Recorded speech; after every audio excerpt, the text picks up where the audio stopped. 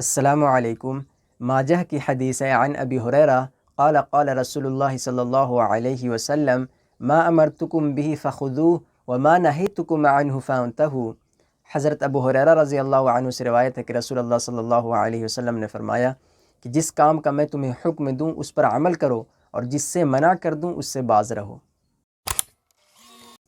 یہ چھوٹی سی حدیث ہمیں اتنا کچھ سکھا رہی ہے کہ ہم سوچ نہیں سکتے۔ بدعت جس طرح ہمارے اس امت میں جو قرآن موجود ہے اور امام ہمارے پاس نبی کریم صلی اللہ علیہ وسلم کی سنت اور سیرت موجود ہے، اس کے باوجود بھی ہم سب سے گمراہ قوم بن گئے، سب سے گھٹیا ٹائپ کے قوم بن گئے، سب سے فرقہ واریت میں بڑھ گئے۔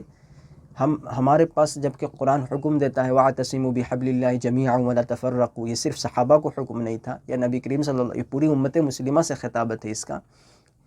تو ہم اس کے باوجود بھی ہمارے پاس قرآن موجود ہے، ہدایت موجود ہے، اس کے باوجود بھی ہم گمراہ قوم بن گئے، بدعت میں پھیل گئے، فرقہ واریت میں پھیل گئے۔ ہمارے پاس سیرت موجود ہے، سنت موجود ہے، اس کے باوجود بھی ایک امام، ایک لیڈر موجود ہے، اس کے باوجود بھی ہم گمراہ قوم بن گئے۔ اس کا وجہ کیا ہے؟ اس کا وجہ یہ ہے کہ سنت کو ختم کیجیے گا تو بدعت پھیلے گا۔ جہاں سے سنت ختم ہوگا وہاں پہ بدعت جنم لے گا ہی لے گا۔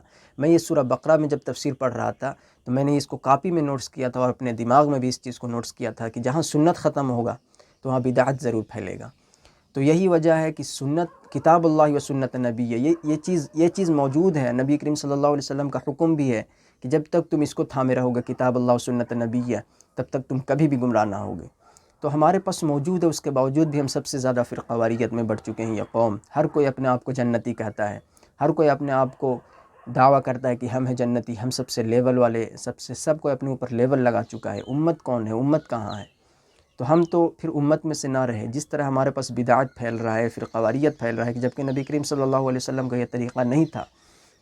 ان کا طریقہ یہ تھا کہ ان کو ایک امت، ہم جماعت بنانے کی کوشش تھی، اور ہمارے پاس آج ہر کوئی لیول لگا چکا ہے کہ ہمیں اہل جماعت والے لوگ، اہل سنت والے لوگ، بریلوی والے لوگ، سنی والے لوگ، یا پھر دیوبندی والے لوگ، یا وہابی والے لوگ، اس ٹائپ جتنے بھی ہمارے پاس فرقہ واریت پھیل گئی ہے، لیول لگ چکا ہے۔ تو ہم جماعت کہاں رہے؟ ہم امت کہاں رہے؟ ہمارے پاس تو ہم امت پھر ہم نہیں رہے، ایک امت بن کے کہاں رہے؟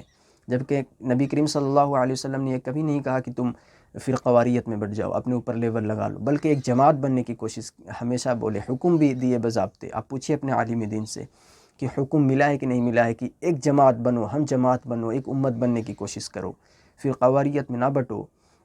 فرقہ واریت میں نبی کریم صلی اللہ علیہ وسلم کون جماعت صرف جنت میں جائے گی؟ نبی کریم صلی اللہ علیہ وسلم تو بتائیں نا کہ ما انا علیہ و صحابی، صرف یہ جماعت جنت میں جائے گی، یہ فرقہ جنت میں جائے گی جو ما انا علیہ و صحابی، یہ طریقے پر جو چلے گی، باقی کوئی فرقہ جنت میں نہیں جا سکتا۔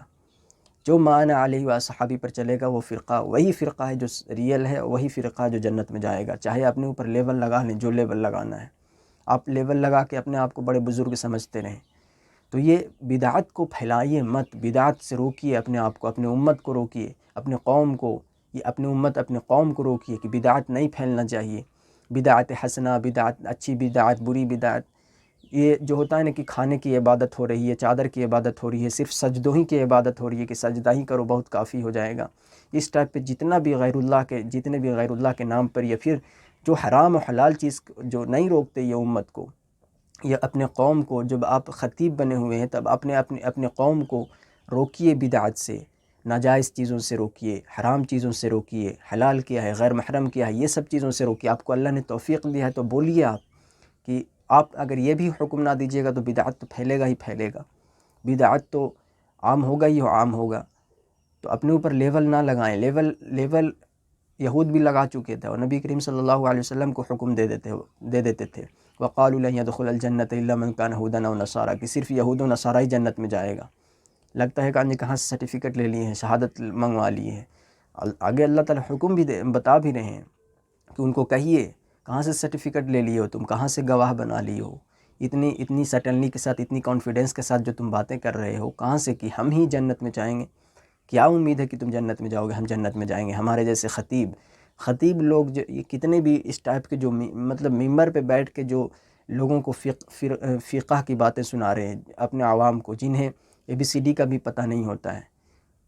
قرآن سنائے نا سر جی، قرآن سنائے نا۔ آپ فقہ کی ممبر پہ بیٹھ کے فقہ کی بات کرنے کی چیز ہے، تو بدعت تو پھیلے گا ہی پھیلے گا۔ تو اسی لیے کوشش کریں کہ بدعت سے رکیں، بدعت کو چھوڑیں، بدعت مطلب سنت کو اتباع کریں، سنت کو فالو کریں، سنت کو جتنا سنت کو عام کیجیے گا، ہمیشہ ہمیشہ مطلب آپ مان علی و اصحابی پر چلیے گا، اس فرقے پہ چلیے گا، اور یہ فرقہ جنت میں جاتا ہے۔ تو کوشش کریں نہیں بلکہ جتنے بھی بدعت ہیں پھیل رہے ہیں وہ سب کو روکنے کی کوشش کریں، اور خود بھی اس سے بچیں۔ یہ حدیث ہمیں وہی سکھاتا ہے، ما امرتکم بھی فخذوہ وما نہیتکم عنہ فانتہوا۔ تو پھر ٹھیک ہے، شاید کہ اس حدیث سے ہمیں بھی مجھے بہت فائدہ ہوا، شاید کہ اس حدیث سے آپ کو بھی بہت فائدہ ہوگا۔ تو پھر ٹھیک ہے، السلام علیکم۔